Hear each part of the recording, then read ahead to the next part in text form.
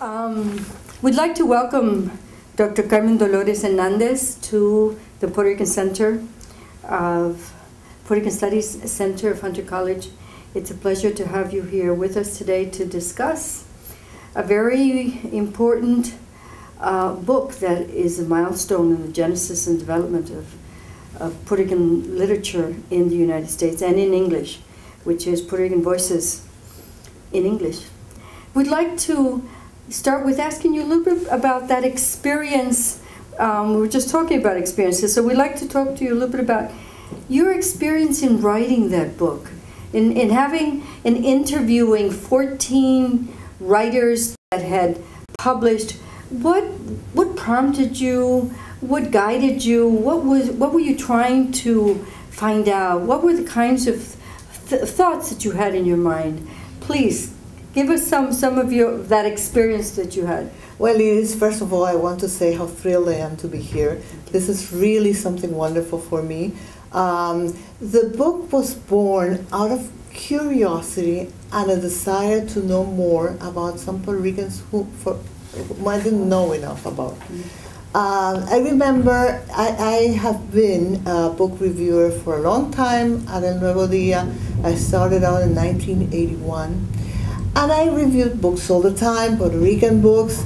And once in a while, I got books written by Puerto Ricans who lived in the States, and these books were in English. Mm-hmm. And I never knew what to do with them. I remember I put them in my desk in a little corner, and I thought, maybe I'll get back to them. But they're in English, you know. I was very convinced that the central Puerto Rican culture had to be in Spanish. Okay. That was my conviction, you know. I was certain of that.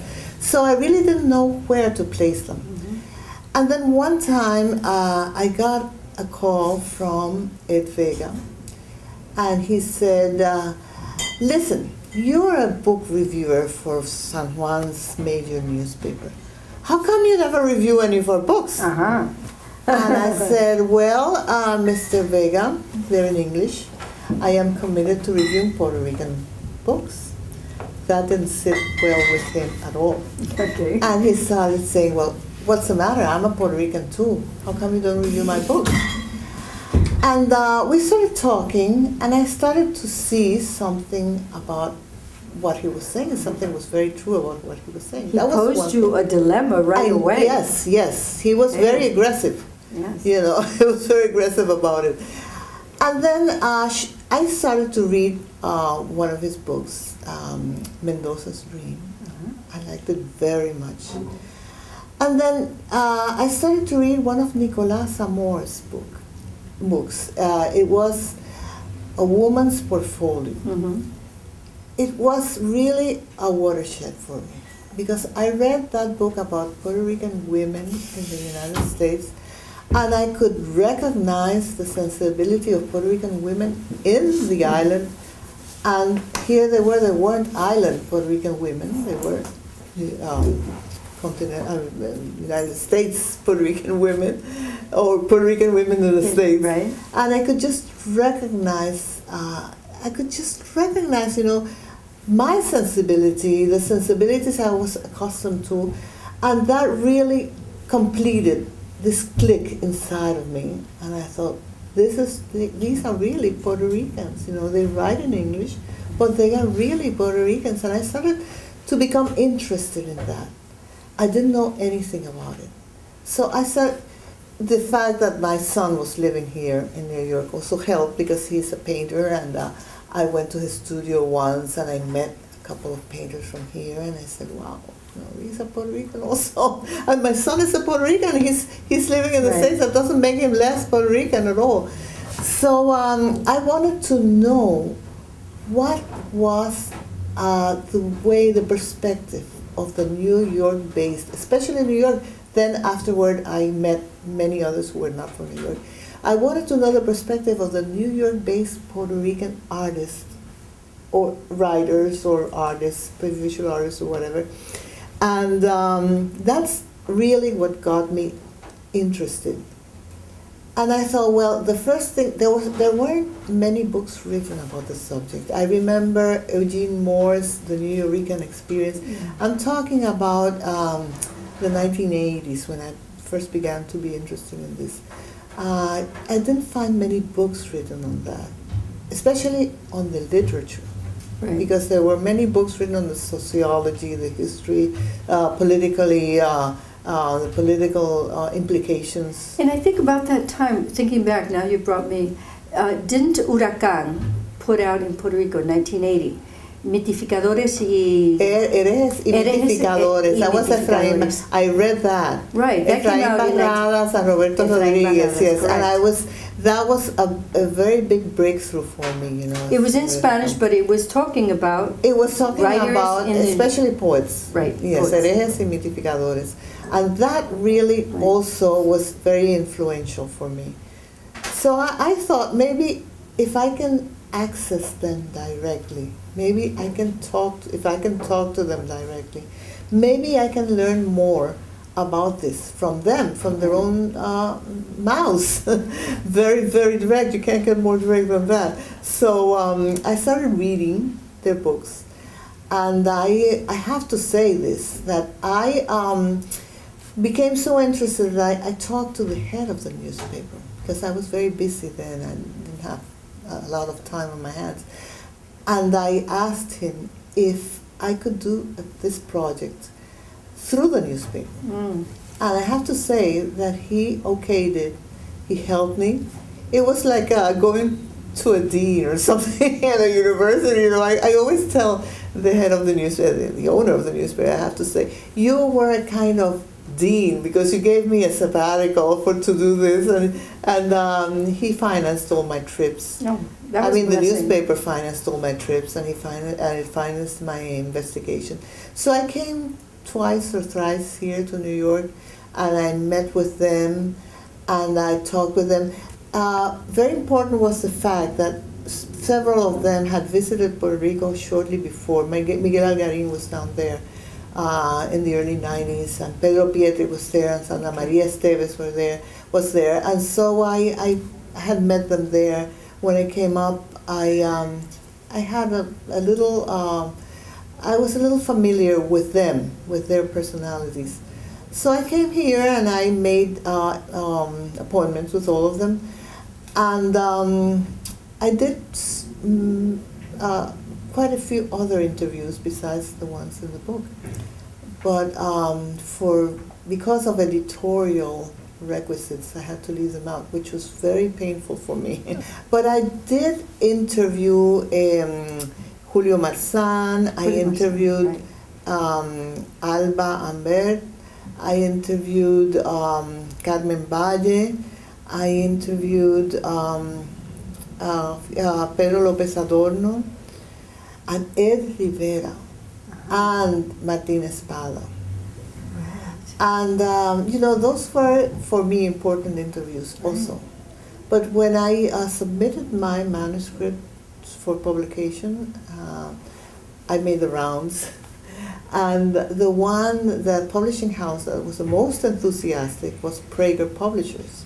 They called me up and they said, wow, we want to publish your book. That was music to my ears. Yeah. If an editor calls you up and says, I want that book. Right, it was an American editor, Nina Perlstein, from Praeger Publishers. And she said, don't speak to anybody else. I want to edit your book. It was an up-and-coming time also for writing on Puerto Rican. And it ended up then, so most of those writers are, in fact, all of them are New York-based. Am I right? Judith Ortiz Coffer is the only one, in Georgia. Esmeralda. Yes, Esmeralda lives upstate New York. But she was, her experience was New York also. Judith Ortiz Coffer's experience was mainly New Jersey. Mm-hmm. So that's very nearby. So. Right.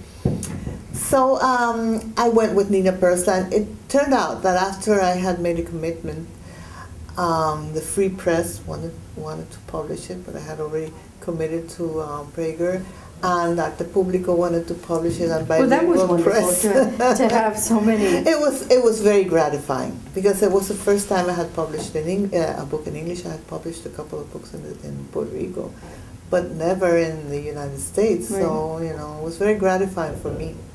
I'm wondering. I read somewhere that you asked some basic questions, the same questions to all of them to kind of get a baseline experience and thinking of the questions that you asked them, and also thinking of the different times, because there's a group of them that were born in the 30s. I know, yes. And a group of them that were born in the 40s. The 40s, yes. And then there was a couple that were born in the 50s and one in 61, so that made him the youngest at that time. Yes, Jr., yes. So you got a very nice stretch of time. Mm-hmm. So what can you tell us about that, interviewing different writers from different generational times, which also means different periods socio-historically. Yes. What can you tell us about that experience of interviewing? Well, I remember especially P.D. Thomas's interview. I went to Berkeley, California to interview him because he was already living over there. And that was for me very important because he was a first in Puerto Rican literature in the States. His Down These Mean Streets was declared one of the best books of 1967 by the New York Times. And he kind of opened the way for the rest. I thought that was interesting. He was very gracious toward me, and he was very open about his experience, which is a little different from those of the other writers I interviewed, because he had the double circumstance of being Puerto Rican and of being black. Okay. And that was the first time I really came across this controversy, or this situation, more than a controversy, I came across, being Puerto Rican from the island, you don't think that much in terms of race as an important category. I mean, it is an important category, but we don't build it up culturally as much, as the consciousness that there is of race here is more pointed. It's better because it's out in the open, Mm-hmm. Over there it's kind of submerged within a lot of other rhetoric and the rhetoric of that it doesn't really make a difference, Mm-hmm. but it does, Mm-hmm. only you don't recognize it.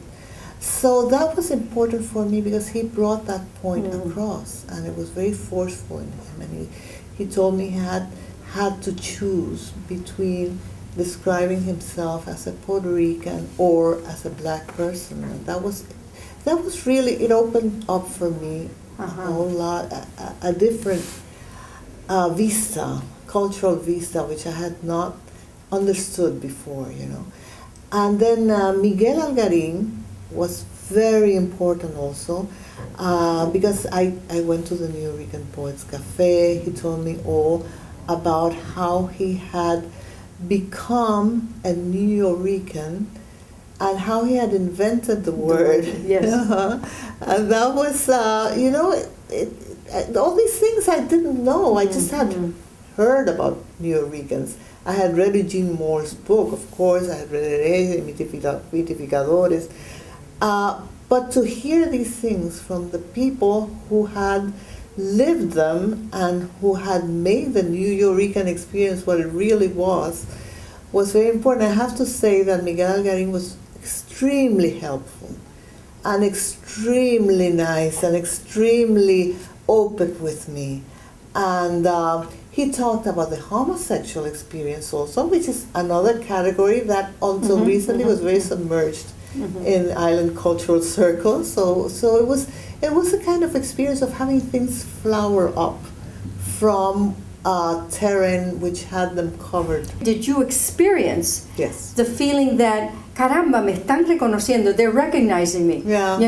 Just hearing you talk about Miguel makes me feel that, yes, that must have been there somewhere. It was there. It was a surprise for me because I didn't really, I didn't come as a person who was going to make them known. I came as a person who wanted to know about them. You know, I wasn't representing anything. I didn't have anything to represent, just my writing in the paper. All right. Well, Miguel Algarín was wonderful, was a wonderful interviewee. I had met him in San Juan. We hit it off right away. That was very interesting for me in many ways, because I had not had the experience before of writers being so open. I had made many interviews in my life, you know, for the paper, interviews with big names from Latin America or even from Spain, Juan Goytisolo, Mario Vargas Llosa, all these people who had come by Puerto Rico, I interviewed, but also in a very different literary plane all the time, you know, Carlos Fuentes, and all the big Puerto Rican writers also, Luis Rafael Sanchez, Rosario Ferrer, and there was always this this kind of, I don't know how to put it, it's like they were very conscious of who they were. I was very conscious of who they were. So there was a certain formality always. And that didn't happen to me with the Puerto Ricans from the States. We connected on a very personal plane, and I was the first one surprised by that. Well, I would think, just from hearing you trying to think, that maybe they felt that you were validating them, that you were accepting of them, and that's why also they were open. Because here they are talking about race, about homosexuality, other things that aren't talked about as openly in Puerto Rico at that time. Exactly. At that time. Today, you know, there are other changes. Yeah. But at that time, no. So, yes, they brought up themes that maybe they felt so comfortable talking to you about them that, you know, you embraced each other in that dialogue. So that must have been a very exciting exchange. It was. And now I think maybe, you know, since I was accustomed to interviewing big literary figures, I did not know these other literary figures which are equally as big. But since they were not consecrated in Puerto Rico, they were not the canon. Exactly. So I didn't feel as intimidated maybe by them as I had felt at the beginning of my career by the big names. I remember when I interviewed Juan Goytisolo, I hardly could speak. I was so respectful of him, you know. This is not to say that the New York Puerto Rican writers are not as big as all those other figures. But I didn't know them then. I didn't know as much about them, you know. I wanted to find out everything about them. There was not much written about them. I could not document sufficiently their backgrounds. So it was a kind of a meeting, a first-person meeting, you know, not through writing, but person to person. That was the best thing that has ever happened to me in terms of interviews. You know, this connection, a personal connection. I remember all of them, and I remember, for example, Luis Reyes Rivera. The Luis Reyes Rivera interview was the first time somebody told me that Spanish was an imperial language, the same as English. So that was the first time I heard about that, you know, and I was shocked. And then because he said to me, well, it's the same if I write in English or if I write in Spanish, because I am a black person, and the Spanish have been masters of the black people, and the English are masters here, so it's the same, it doesn't matter. And that really shocked me at first. I had to think it out afterward.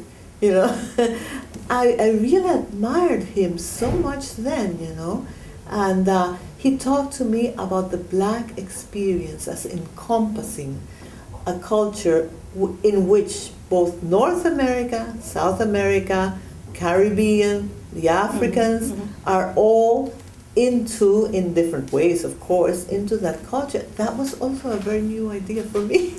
I have thought about it. I have tried to study and have read about it afterward, But when he said that to me, that was the first time I had come across that idea.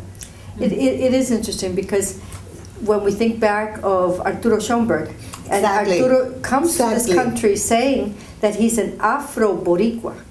That was his statement, you know.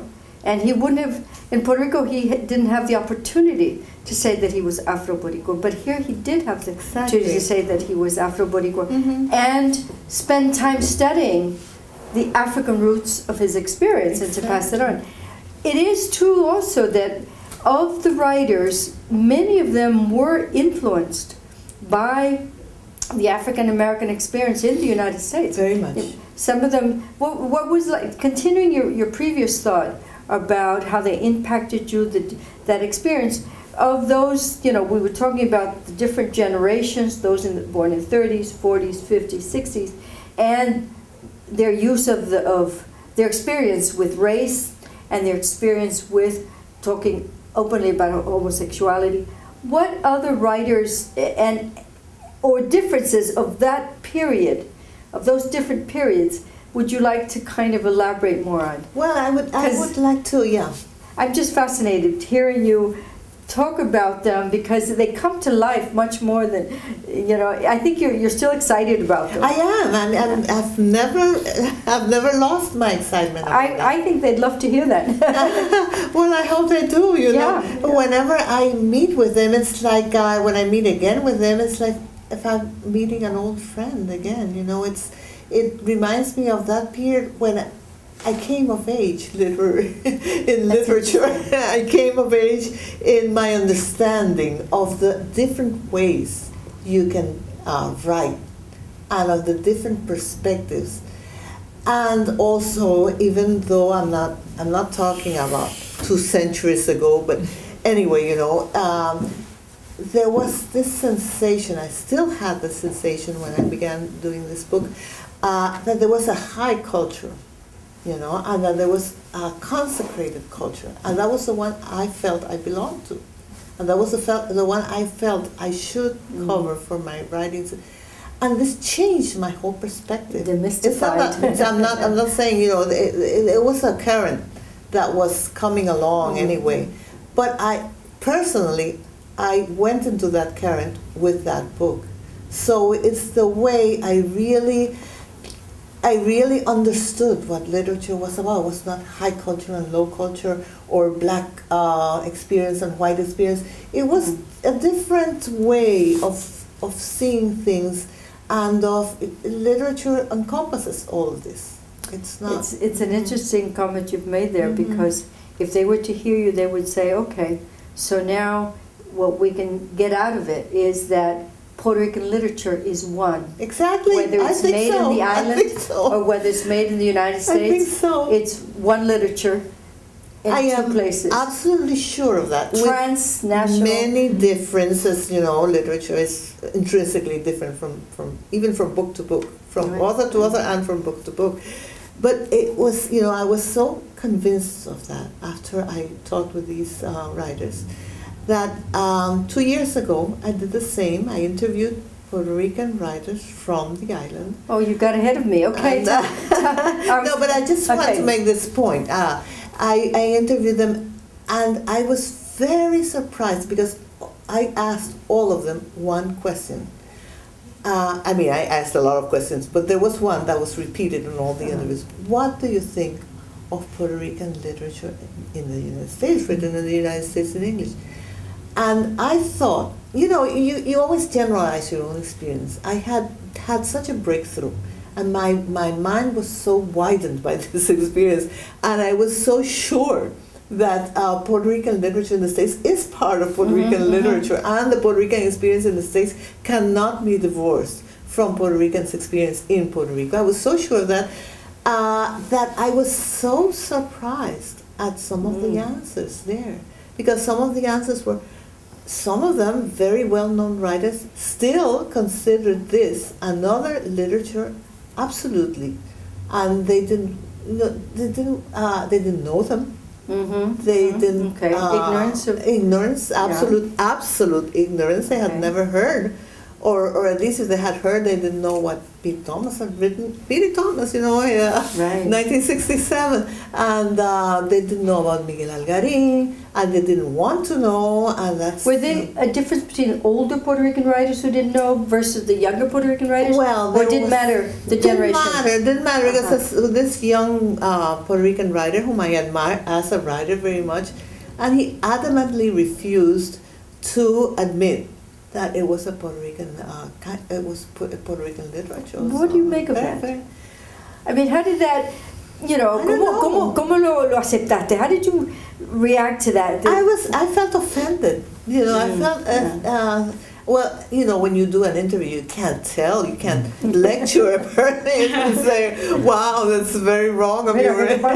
But I intimately felt, where's this coming from? How come?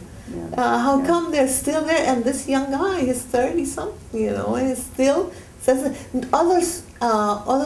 Some of the younger writers were very open, and one was extremely open. Mayra Santos Febres, Claro. She is absolutely open. She has come here, and she is black. She's black. She's a feminist. Yes. She's a very good writer, and she has come here repeatedly, and she knows, and she included last April there was a festival, a literature festival, which she headed, and she included Puerto Rican writers from the States in it, as a matter of course, as I try in my own, province of book reviewing and writing articles about culture. I try to include them as a matter of course, not as an inclusion which has to be made appropriately or politically correctly or something like that, but it's a matter of course, they are the same. They are the same. They're Puerto Ricans like us.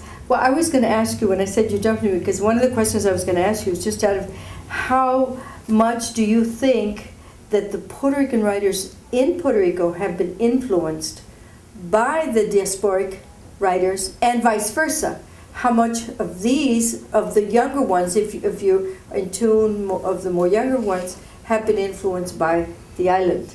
Can you speak to that? Yeah, well, as I tell you, the older ones in Puerto Rico, they generally do not recognize this as an important influence. They don't know them as a rule. There's always exceptions.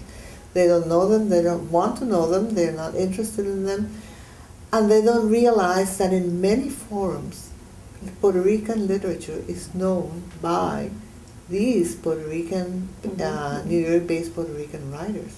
In Europe, for example, some in some countries, in Holland, even in Spain, they are better known sometimes than the island-based Puerto Rican writers. So that's irony in that. It's an ironic situation. Puerto Rican writers based in the States have become more accepted in Puerto Rico over the last 15 years. They go and lecture. They're invited to the university. Their books are more widely read. Esmeralda Santiago made a big breakthrough with When I Was Puerto Rican. Her book is very well known, and she goes regularly to give lectures and to speak. So she has made an important contribution in that sense. But the others also. And now the young ones, the younger ones, Willy Perdomo, and Juan Noel, Edwin Torres, they go also. And conversely, the younger Puerto Rican writers, I don't think there's that big difference anymore. Right. I think it's, the differences are blurring. I think that, I would say that the Wawa area, the literary Wawa area, is finally reaching both. Would you say that? I would definitely say that, and there are many Puerto Ricans from Puerto Rico who are writing in English too. So in Puerto Rico, and I've interviewed some of them. For example, Pedro Cavilla, who is a very well-known younger Puerto Rican writer, and he says I can write both in English and in Spanish. I can go back and forth. Does he write in English because he was raised no, in both? He was raised in Puerto Rico. He studied his master's and PhDs in the States, but he was basically Puerto Rican. He's teaching now in the Dominican Republic. Javier Avila also. He has written a couple of novels in English, and when he was based in Puerto Rico, now he lives in the States. And some of the ones from here are writing in Spanish. Joan Noel, for example, he writes in Spanish and in English. So I think distances are shortening, differences are blurring, which is the way it should be. Okay.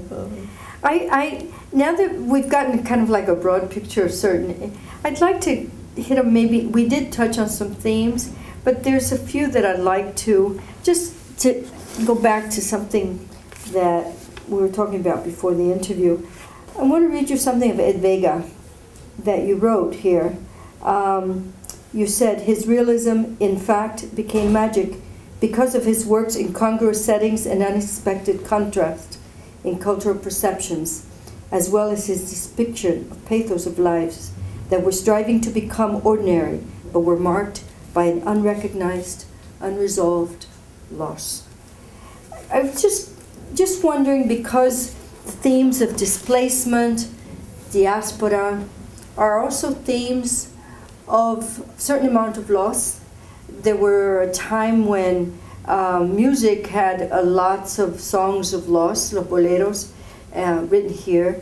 So I'm wondering, when you interviewed the Puerto Rican writers of the diaspora in the United States for this book, or even now, what was your experience of the issue of loss? Displacement, feelings of loss? That was very clear to me. I think all of them, except for maybe Nicolasa Moore, who was very adamant that she was a New York Puerto Rican. She was, she didn't experience loss. She was born here. Her Puerto Rico was placed here in the Bronx. So she didn't experience a sense of loss from displacement. She experienced a sense of difference in the sense that her New York experience as New York, as any other, maybe the Jewish experience or the Irish experience or the Italian experience, there's a difference, but no displacement, not from having had to come from another place. Apart from Nicolasa, I seem to recollect that all of them talked about a longing or a yearning, about something that may have been real and may have been imagined, or may have been heredado, may have been inherited. Intergenerational transmission of feelings. Exactly, a sense of inherited loss. Yes. Maybe not they themselves who came so young to the United States, but maybe what they considered was the land of paradise their parents had left behind, and which they had known through their parents' stories. And that was a very dangerous subject for many of them, because when they did go back to Puerto Rico at some point in their lives, they didn't find that paradise at all. They were rejected. They didn't find the paradise objectively, besides being rejected. They didn't find what their parents were talking about, or what they were led to believe was happening there. And besides, they were, on top of that, they were not well received. So it was a very complex, very painful subject for many of them. And one of them reacted with anger, and that was Abraham Rodriguez Jr., with whom I got along famously. It was the age of my eldest son, so I kind of related very much with him very easily. And he was such an angry young man when I interviewed him, because he was angry with this myth he had been led to believe was what Puerto Rico was, and he had experienced that it was something very different, and he was so angry about that. I could relate to that anger. Right. I could understand that anger, and I was. And very anger is the other side of also hurt. Exactly. Hurt. Exactly. And in the case of Ed Vega, in his books, especially in his books, not as much in the interview, I found that all of his characters were living wounded people. I mean, they were the living wounded. They carried on as if nothing was the matter. They went about their daily lives. They kind of fit in more or less in the place where they were working or living or whatever here in the States. But there was something that was unresolved inside of them. They had a hurt. They had a wound. They had something. This is, I was going to ask you a question, but I'm going to do it right now because it goes with what you said. In your book, you don't end up with a conclusion. You don't have conclusions, but yet right now, you've said a couple of things. Just your last comment of interviewing, especially at Vega, but all of them dealing with some unresolved loss. But that some of the characters that he presents are wounded. It would seem if you had to write a conclusion to your book over again, would you say, what else would you say? I mean, aside from what you're saying now about the losses, what would you think you'd like to say? Well, what I would say, and I never thought about writing a conclusion. When I talked this book over with the editor, this subject didn't come up. But now I would definitely say that the States, the Puerto Rican writers in the States have a breadth of experience, have a profundity of resources, literary resources at their command. They have many perspectives which we lack in island Puerto Rican writing. And I don't want to put down island Puerto Rican writers, but the truth is that many of them rehash the same topics over and over again, and they are so concentrated on the island's problems, and sometimes they don't see relations between the island, the States, the world. I mean, not only the States and the island, Latin America, for instance, also. With few exceptions, they are too concentrated on island experience, which is traumatic. It also has a loss, as we were speaking about. There is a loss also. There is an unrecognized loss because of something that has never happened, which is a maturity to the Puerto Rican collective experience, which is also, I don't know if I'm rambling a bit here, but which is also something that the States-based Puerto Rican writers can give us, because stateside Puerto Rican writers are living in a free society. I mean, it's the United States, it's a free society. They're inserted as free agents, as free people, as free writers. They can write anything at all they wish to. There is not a closed society watching over every word they write, which happens in the island. You write something, everybody knows what you're writing about. If it has biographical overtones, everybody knows, everybody reacts, everybody fights. So it's maybe a little claustrophobic environment. Yeah, it's a little, yes, yeah. It's a little claustrophobic. And this is an experience that I think is very healthy for us on the island, to have this other way of being Puerto Rican within a society that's not colonized, because it's not colonizes other people, it's not colonized itself. So well, it's lived maybe differently. Maybe we could say it's lived in a different way. It's lived in a different way because you can fight openly against it, and over there you can't fight that openly against it because these political overtones of everything you do. Well, that's a perspective I have from it's my own as an island-based person. Right. With the exception of a couple of folks like Mayra, Santos, Febres, who can break through Yes. a lot of the difficult standards and really be very creative.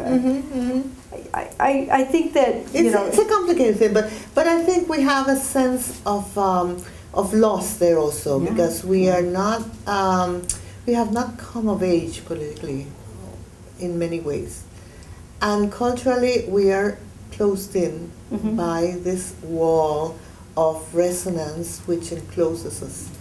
It's really fascinating to hear you speak of your experience of these 14 writers and the ones that you didn't get to include, but also in relationship to the Puerto Rican writers, in relationship to the history. I'm wondering, and in closing, I'm just wondering. Now that I asked you about the conclusions question, because I was wondering if you had to write a conclusion, how would you frame it? Has there been a Spanish translation of this book? No, there hasn't been. Wouldn't it be, useful to have a Spanish translation? I think it would be very useful, because the book had limited receptivity in Puerto Rico, because many people still do not like to read in English. Right. So there was, it had a limited readership in Puerto Rico. I think it would be very useful. I think, if I can animate that project, I'm not sure, I think it would really help. It will give you the opportunity to update, Oh, of course. in addition. I would love to do that and to update it, but you have to rely on a publishing house. And the publishing industry in Puerto Rico is right now going through a terrible time. So I think maybe the University of Puerto Rico Press, but it's also going through a rough time. It's going through a very rough time. I just thought that I think young Puerto Ricans, right now, thinking of not those that are already writing, but people that are in the university or in high school, because you start reading things in high school, you start reading things, in college, and the general public would probably really feel very enthused and energized, like you were, to read about El Otro Lado del Charco, Yeah, and to discover some of the experiences that you had about them, so that also to help link us more, we're saying, some of us say that we're one nación in different places, and maybe this kind of book that bridges can help link more. I'm just, I wish we could do something about that, but just a thought about that possibility. But I can, I've always thought that if people who don't like to read English or don't want to read English could read this, maybe they would feel differently, about these poets, and they would know them. They're fairly well known, but still not as well known as they should be. No, and I think the kind of experiences that you narrate and that you've told us this afternoon also would help them understand better, other sides. We have to understand oneself and one's own particular. One has to understand other sides, and what might be considered at some points the other.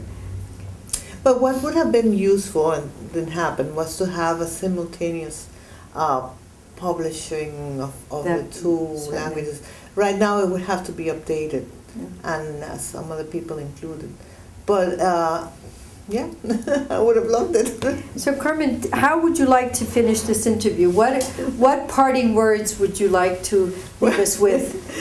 Well, I'm so glad to be here, where this book began.